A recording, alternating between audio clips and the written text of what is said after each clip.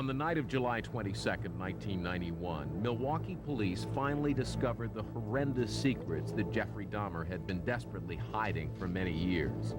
Acting on a tip from a young gay man who escaped from Dahmer's apartment, police searched number 213 and found a chamber of unimaginable horrors. Human heads and a heart wrapped and bagged in the freezer. Hands and feet at the bottom of his soup kettle. Skulls tucked away in a file cabinet, and this blue barrel stuffed with dismembered torsos soaking in acid. Dahmer would spend the next 24 hours confessing, telling in vivid detail of a murder spree that began in 1978 when he was 18 and ended with 17 young men dead.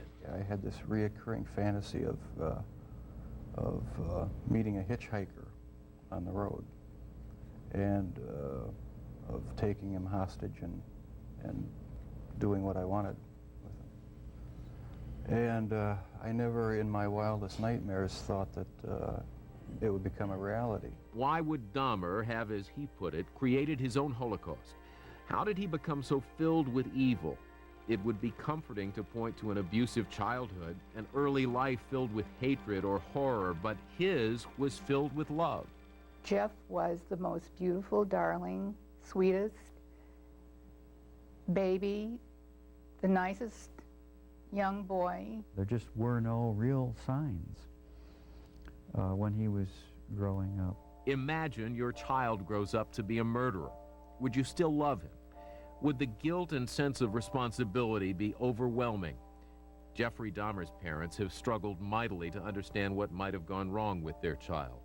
His father's search for an explanation led him to look inward, even to write a book simply titled A Father's Story.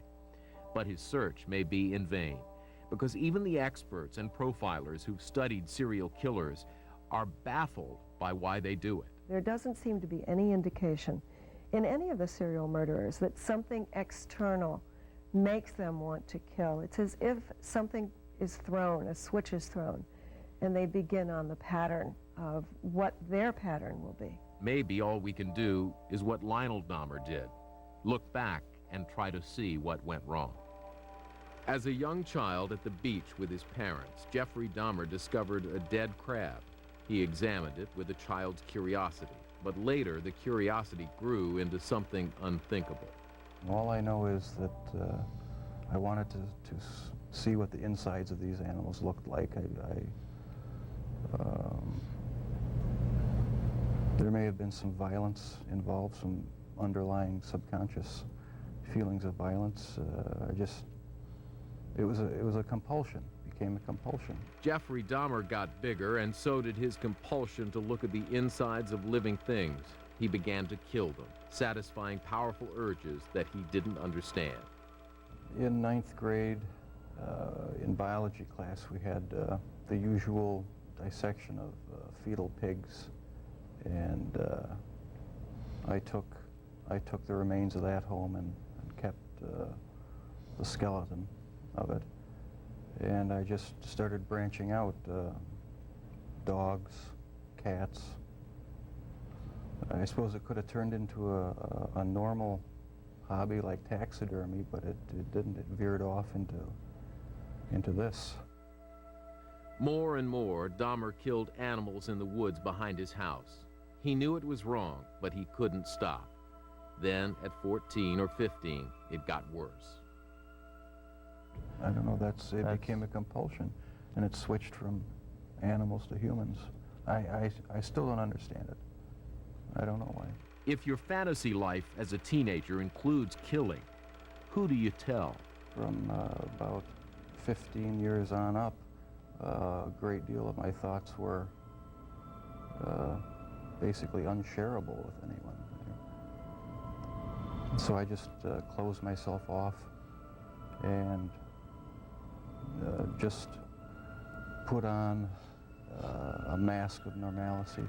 As Jeffrey Dahmer entered adolescence, his secrets multiplied. He began to feel attracted to other young men. It was not an issue he could talk to his father about, but Jeffrey knew he was gay. Started having obsessive thoughts of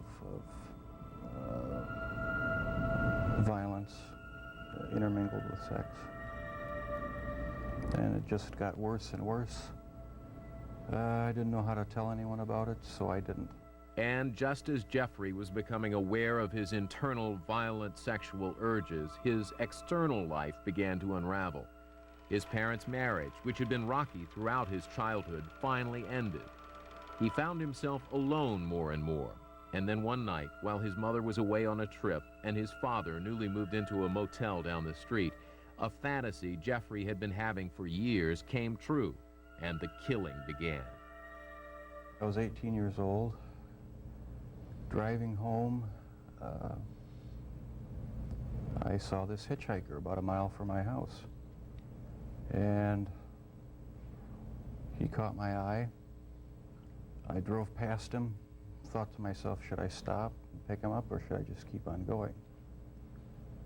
I wish I just kept on going, but I didn't. I turned around, picked him up,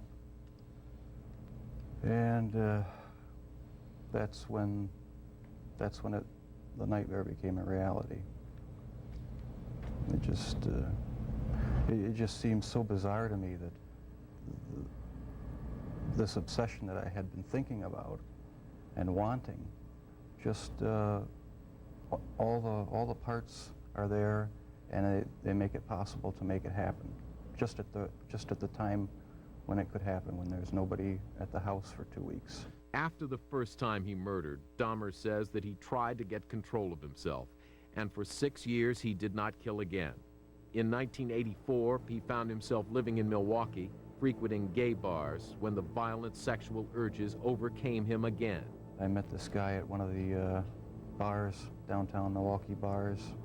We went back to the hotel, just planning on getting drunk. I had put some sleeping pills in his drink to render him unconscious, and was just going to spend the night with him. When I woke up in the morning, my forearms were bruised, and his chest was bruised, and blood was coming out of his mouth. He was hanging over the side of the bed. This type of behavior and the urge that develops, it's triggered. It doesn't go in cycles. It may be a place that he's in that reminds him of something. It may be something that he hears. It may be a certain season. It may just be a color. It's intimately connected with memory and previous experiences and something that goes on at an unconscious level. Whatever it was, it came over Dahmer almost like a dream. I have no memory of beating him to death, but I must have. And that's when it all started again. I had no intention of hurting him at all. How could Dahmer not remember? It's hard for a normal person to imagine, but Dr. Helen Morrison believes that the brain functioning of serial murderers is unique. Part of his mind is split off. Again, we have this piece of this puzzle that's somewhere that doesn't connect with the thinking part or the logical part. It's not far removed from those of us who drive every day, and we drive the same route, and we don't know how we got from point A to point B. We know we did it, but it doesn't enter our consciousness. Unlike other serial killers who seem to actually derive satisfaction from the killing, Jeffrey Dahmer says he did not. His motivation, his objective was sexual. He wanted to create a sexual slave that he could totally control. And to that end, he performed the most horrific of experiments on his victims, literally drilling holes in their head. I tried to create living zombies with uric acid in the drill, but it never worked. No, the killing wasn't the objective. I just wanted to have the person under my complete control to do with as I wanted. Dr. Helen Morrison, who profiles these men, says part of the reason is because serial killers like Dahmer literally feel things differently than a normal person. To the serial murderer, it's very similar to the young child who may pull the legs off of a daddy long legs or a fly to see what happens. There is no humanity there. It's just, oh, this is a very interesting thing. They do things to individuals that they've never experienced themselves. They want to see pain, or they want to see fear, or they want to see agony. And with Dahmer, that experimenting included what had to be the most shocking part of this case. He sometimes ate his victims. An idea abhorrent to anyone with even vaguely human sensibilities. And yet, here again, Dr. Morrison says that, in fact, Dahmer's behavior makes a peculiar kind of psychological sense. Jeffrey Dahmer was not the only individual who was a cannibal or bit his victims or used teeth as a weapon. If you remember about infancy, if we go purely psychologically, the only way an infant interacts with his world around him is through touch, feel, and teeth. And this is a way that babies explore their world with their mouths. That's what they use. That's how they relate to the world. And what is evident in all of the serial murderers is this trait of very oral, or mouthing, or biting, or eating, ingesting, which is highly infantile, but it seems to be a way in which they can be with their victim. It made me feel like they were a permanent part of me. Besides the just mere curiosity of what it would be like, it made them feel that they were a part of me, and it gave me a sexual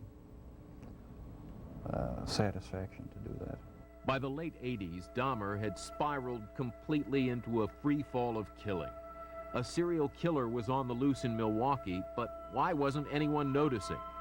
Serial killer profiler Robert Ressler says it was easy for Dahmer to hide. He was fairly good looking and very shy. And I think I've often said that in any college group, you could put him right in the middle of a college group, and probably you would look at him as a decent young man. And that was Dahmer's most powerful weapon in luring his victims into his world. 17 in total. They had several traits in common. They were all men, all young, mostly minorities, and almost all were gay. Starting in 1984, one by one, these men disappeared. But nobody in Milwaukee had any idea that a serial killer was on the loose. Annie Schwartz is a crime reporter for the Waukesha Freeman newspaper in Milwaukee. It was very much business as usual before Jeffrey Dahmer was caught. Because of the nature of the victims, the kinds of people that he chose, they were people that for the most part weren't missed by their families. They were often people who were tossed aside by their families because they were gay or they had had problems with the police. He chose his victims very carefully. He chose people that wouldn't be missed. If families were not missing the victims, Jeffrey Dahmer's family was missing clues that something was terribly wrong. There were close calls, like this one with his father, Lionel. I had a box in my bedroom closet, and it contained the mummified head and genitals of a young man I met in one of the bars down in Milwaukee. And it was a locked metal box. My dad one week came to visit and happened to see it, and he was wondering what was in it. He didn't know. Nobody knew. I told him it was pornography, some magazines. And he wasn't satisfied with that answer. We got into a bit of an argument because I wouldn't open it up. He took the locked box down to the basement and was about to smash it open. But I came back in the house, we reconciled. The reconciliation with his father would mean the lies would go on and that Jeffrey Dahmer would continue to hunt down victims in the gay bars of Milwaukee and kill them. But in a city with a relatively low crime rate, why were the police not connecting the murders? Dahmer's seeming normality helped him hide his reign of terror. People like Dahmer can get away with this easier because law enforcement does not recognize him for what he is. They're looking for somebody who's dragging their knuckles on the pavement and baying at the moon with hair in their face. They're not looking for Mr. Nice Guy, the quiet young man living in the neighborhood. But there may have been something more to why the murders went unnoticed. Okay, hi, I'm on 25th and State, And this is young man, he is butt naked, he has been beaten up, he is very bruised up. He can't stand, he's study fall out, he is butt naked, he has no clothes on, he was really hurt. And I ain't got no corner on him, I just seen him, and he needs some help. Where is he at? On 25th and State, the corner of 25th and State. He's just on the corner at the street? Yeah, he in the middle of the street, he fell out. We trying to help him, some people trying to help him. Okay, and he's unconscious right now? He getting him up, he is bruised up. Somebody must have jumped on him and stripped him or whatever. The call is about this young man, Conorak Synthesynphone. The voice is that of a neighbor, Glenda Cleveland, who spotted the young man trying to escape Jeffrey Dahmer's apartment. Dahmer had already tried to perform his crude sex zombie experiment on the 14-year-old, drilling a hole in his head and pouring in acid. Drugged, bleeding, dazed, the young man had somehow managed to get away from Dahmer and yell for help. The police did come. Jeffrey Dahmer told the police that Synthesynphone was his 19-year-old lover with whom he'd been quarreling. The police went into Dahmer's apartment, saw nothing amiss, and returned the boy. The police then radioed back to the station, joking about what they had seen.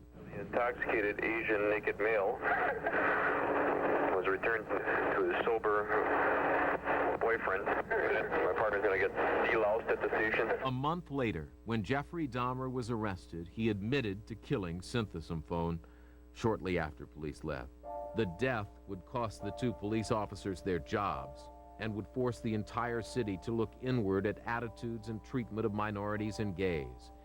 There would be candlelight vigils and city-decreed days of healing, but Jeffrey Dahmer would leave a black mark on Milwaukee. The place where Dahmer's apartment building stood was raised and put a playground in. Raised all kinds of money from the community, and no one in the community wanted to use this playground because they said it was the devil's playground. I think that the city of Milwaukee, at the end of the Jeffrey Dahmer case, was left with the unfortunate realization that it can happen here. It being whatever horrific thing that you see on the news that you think happens in other places and to other people. There was the sad realization for people that live in the city of Milwaukee that it could and did happen here. But of course, the deepest scars would be reserved for the victims' families and the family of the murderer. Never, Jeffrey! Jeffrey! I hate you! Jeffrey's out of control! Don't with me, Jeffrey! I'll kill you! Look at me! You took my mother's oldest grandchild from her, and for that I can never forgive you. I hope you can deal with what you've done. The families of Jeffrey Dahmer's victims had their day in court and an opportunity to address him. Jeffrey Dahmer sat motionless throughout. His father, Lionel, sat behind him. Jeffrey's crimes had been a terrible shock for him, so much so that for the first 24 hours after he learned of them, he didn't believe Jeffrey's confession.